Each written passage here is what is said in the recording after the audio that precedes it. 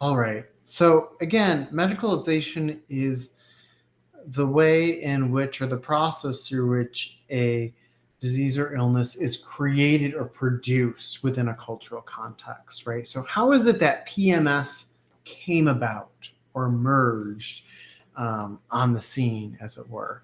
Well, we would have to start way back in the early 1900s. So I'm going to provide kind of a history of PMS across the 20th century. Um, And in the early 1900s, right, American women experiencing premenstruation symptoms were largely told by doctors, right, it's just in your head. This is real. These are women being hysterical women, right? In other words, they were told that was false. Right? Then we come to the era of the Great Depression, and this is where doctors, and again, at this era, it's primarily male doctors, are starting to argue that symptoms associated with menstruation actually did become worse when women engaged in manual labor. And so they said, actually, yeah, maybe women shouldn't be working because this is causing their symptoms to worsen. Okay. Again, note Great Depression, this is a time period in which there's very little work available, right? There's a high unemployment rate. Everyone's looking for a job. And so it's not surprising that men are privileged or are prioritized, rather, when it comes to hiring practices, right? And so it just so happens that the doctors are also saying now that women shouldn't work. Okay, now let's move to the era of World War II. Things changed, right? Now we have the exact opposite issue. Men have gone off to war. We need people to fill jobs that traditionally were filled by men. So now we find that doctors in this era typically argued that physical labor wasn't a challenge to women's health and reproductive systems, and that they should be joining the war effort. Okay. Now we move to the 1950s. Of course, this is the era in which there's extremely rigid gender roles. Men have come back from the Second World War and taken back those jobs that they used to occupy. Women were encouraged to stay in the home and act as homemakers. Women were once again told that menstruating bodies, their bodies, shouldn't be engaging in work outside of the home.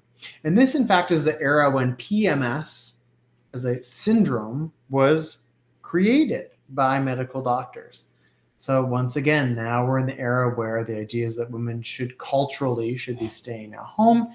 And it just so happens that the medical establishment doctors are kind of reinforcing that by saying that PMS is real and it means that women should not work outside of the home. So my story ends here in the 1970s when, alongside the second wave feminist movement, women started to, more women went to college. In fact, until this point, most colleges did not allow women to attend. Women started going into medical fields. There was overall an embrace of menstruation, in fact, right? Trying to destigmatize this natural or biological process. Okay. So again, as I've already mentioned, it was first defined in the 1950s as a syndrome. And as I've just outlined here, ideas about gender and labor, right? So these ideas that we just had, and as generally speaking in American society, seem to have influenced changing American medical opinions of medical doctors on menstruation and whether women should be working outside of the home or not. Medicalization is neither good nor bad necessarily. On the one hand, it legitimizes one's experience. So rather than those women who are told it's just in your head, now they're being told, no, actually, this is the real biological processes that impact your body and these outcomes. But medicalization can also be used to control or regulate people, as we see here. Once it was named a syndrome, medical doctors try to tell people, see, it's bad for you, so you should not be working outside of the home. Okay. You can think of this also, for example, what it might mean to live with drug addiction, right? That to understand the biochemical reality of drug addiction. It can legitimize your experience. You're not a moral failure. You're being, that this is a biochemical process.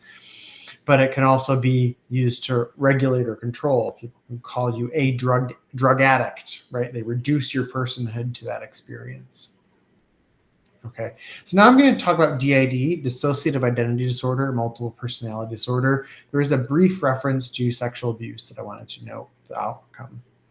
Okay, so dissociative identity disorder, formerly multiple personality disorder, became listed or understood as a disorder in 1980. Remember that I said early in the semester, one of the goals of cultural anthropology is to make the familiar strange and the strange familiar. Well, we see this in this section here on dissociative identity disorder.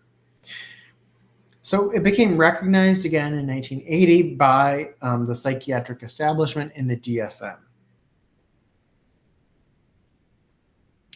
Now, already we can sort of compare this to spirit possession in Madagascar. We're having multiple spirits, multiple human personalities in one human body is not necessarily a problem, right? In fact, it might actually be seen or understood to be a kind of gift, whereas in this case, it's inherently understood to be problematic, in fact, traumatic. So in the 1980s and 1990s, at that time, it was known as multiple personality disorder. The number of cases skyrocketed really quickly. So in the early 90s, there would have been hundreds of cases in any regional center in the US. Entire private institutions and hospitals were built just to house folks living with what was then known as multiple personality disorder. The idea is that multiple personalities allow the individual to cope with sexual abuse, right? They splinter themselves into multiple personalities. Again, so it was often diagnosed in victims of sexual abuse. It was covered extensively in mainstream media, and it was also sensationalized, as we can see here on the Oprah Winfrey Show.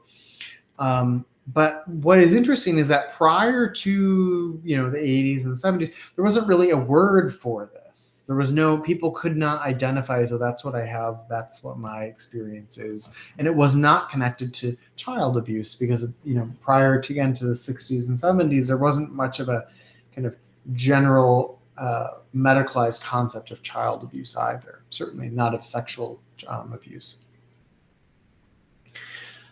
In America in the 80s and 90s, just like today, we were experiencing a period of culture wars. We're increasing liberal and a conservative divide in American political life. Conservative Christians saw a loss of morality falling across the United States, and satanic ritual abuse was understood to be the leading cause of what was then known as multiple personality disorder. I'm going to encourage you to pause this video and watch the video, connect to the link titled "What was the Satanic Panic?" to learn more about the Satanic Panic. So go ahead and pause this video. Okay, moving on. Others claimed that multiple personality disorder was pushed by psychiatrists who wanted to profit from this new therapeutic economy. And you saw a little bit of that in the clip just there. So dissociative identity disorder is an example of medicalization. Again, prior to 1980, there was not a term for this, that this experience that people could identify with and coalesce around. But the idea, about medicalization more generally is that illnesses are always created within a particular cultural or historical context.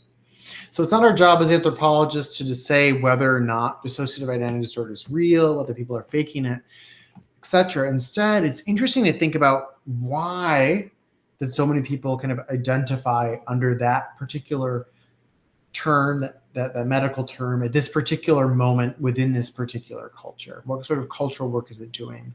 How do people describe their experience with it? Right? And again, what does it tell us about American culture at that particular time? Okay, so very briefly, let's just review here. Structural violence refers to physical acts of violence committed against vulnerable populations. True or false? The answer is false. And if you don't know why, I encourage you to return back to the earlier portion of this lecture where I defined this concept. Medical anthropologists study how disease manifests across a diverse population. True or false? True. Applied medical anthropology rejects the idea that anthropological theory and methods should be used to solve human problems. True or false? False. It embraces that idea. Okay. Thanks for watching this video, and there is much more to come. Thanks all.